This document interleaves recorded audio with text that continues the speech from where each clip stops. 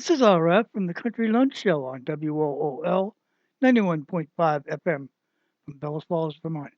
Let's get back with our interview with Paleo Mountain Man and Budcat 7. Um, they I didn't found just that a throw lot stones together. They didn't just I throw any found that a stone lot together. at Mallory. I found the same similar kind of The construction same at people, Mallory, exactly same people, did those walls. and you don't see it elsewhere though. I think that you find the walls that are built with the pieces of orange quartz and white quartz and different types of stone in there in the more ceremonial areas or the administrative areas, because when you see other walls in other areas, they don't have those elements. So they don't have the orange quartz and the white quartz. They just have whatever is in the wall, whatever's in the immediate area there. And this wall is a serpent wall, and it's a calendar wall, and it tells stories, and it's also on a sacred site. And not every site is sacred, and not every site has serpent walls that are straight and long and built this well. A lot of them are in the woods. The sacred areas were the administrative areas, because I don't think there's a separation between those two things. People lived there. They did their work there. Some people did. People probably came there. They made the journey there once a year, once in their life. It was a place like that. Farming was an intensive part of it. The growing the nut trees, managing the landscape, managing the food crops. That was all an essential part.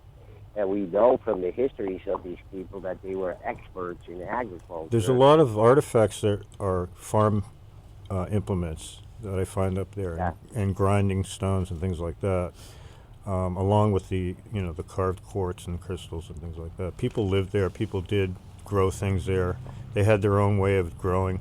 There's not a whole lot of land to support a whole lot of people, but if you did it right, you like they did in Peru on the way they geoformed the land with the terraces. The same thing. The ridge could be a terrace. And if you did it right, you put a wall on this end of the field and a wall on that end is exactly what it is. You didn't close it in, but there was just a straight wall there and a straight wall there. You made a terrace, pretty much. And that's what it looks like to me. It seems that the areas where the walls have a lot of quartz crystal, a lot of white quartz, orange quartz, different decorative elements, the story walls, et cetera, were in spiritual areas, which seem to be on the tops of mountains, whereas you have the walls below the tops of mountains are not quite as elaborate. Where you can see the heavens and the sky, where you could see the horizon, the astronomical events happening. Yeah, it makes a lot of sense, right? Yeah, exactly. It makes sense that would be the area you would choose and to be Ephraim is like that. Area. Ephraim is exactly like that. It has the straight and true walls that took astronomers to build back then. You had to be an astronomer to build a straight north and south wall. You had to. Yeah, that's where you would find the shaman. That's where you would find the shaman who knew about the astronomy, the medicine, the administrators for the tribal administrators would be in these areas and probably would remain in those areas. And the storytellers on a daily basis. There were storytellers. Those were the go-to teachers. guys, right? So yeah, those, sure. if you had a question about what was going on with, the everyday functioning of the society, that's the area you would go to find, get your questions answered. That's where the administrators would be. That's where the spiritual people. That's where the shaman would be, and the chiefs. Et cetera, et cetera. And the wall does show all of those things. It has a place where there's a niche in it, where there's a flat stone with a big hole. You can see through the wall, and there's an area right next to it where you can pass through it, the wall, a natural walkway, a big, huge piece of quartz. It looks like it was passed through thousands of times.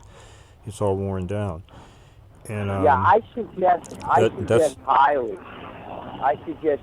to people who want to get to know what this is all about is to visit your channel, Jimmy, and take a look at that amazing wall by your property. And it's just the main wall there where you have the spiral and the serpent over there is just an unbelievable wall. It just tells a whole story in it.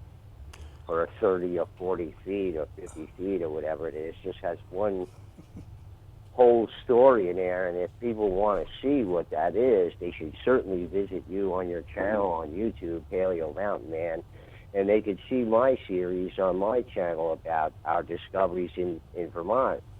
And just to stress to everybody, this is a very important discovery that Jimmy and I have made here. Many people who have been looking at the walls for many, many years didn't catch it. Somehow that escaped them.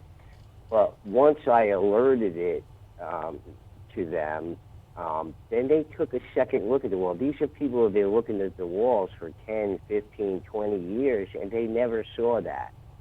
You know, they saw some of the stuff. They saw the effigy in the wall. They saw the effigies in the wall. But the language of the walls, the fact that all of the walls in the Northeast are considered to be serpents or snakes, those were the revelations that Jimmy and I were the first ones to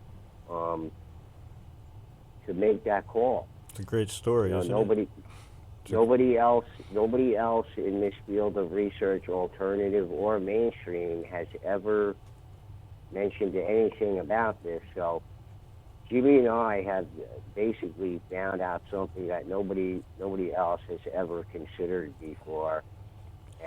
And you know, Dave, I've been walking around that wall for a couple of years before I realized it. And it took a certain stone in the wall. It's a triangle-shaped stone that had to be carved. I mean, it's a perfect triangle-shaped stone. And the way it was placed with all the other ones, Jimmy, it took 2 years for me to see it. You said that you had suspected that, even though, you know, you weren't fully aware of it until, I guess, you know, we first talked and everything. But you had suspected it when you first got there and you first looked at the walls. You thought that there was something more going on with them than, you know, which is interesting. You picked up on that almost right away. Well, when I really saw that one stone, though, and I looked at everything differently, it was like a perception change. My whole perception changed, which changed my whole life eventually. Because if you change your perception about something important that you've just considered, well, look, I'm just considering things that are real. I read a book and I just assumed it was true because he did the research. Well, research it yourself. You know, take a look at it with your own eyes and look what you can find. This is a big story, and these people were brilliant artists and creative astronomers, and there's a story there. And anyone who wants to tell it and be part of it, just open your eyes and go look at the walls and tell stories about them, because the stories have not been told before. You'll be the first one telling it. And all the stories in a wall, and stones hold a lot of information. The quartz, the images. People want to find out of that. It's a wonderful thing to research. They have to go visit your channel, and they have to visit my channel.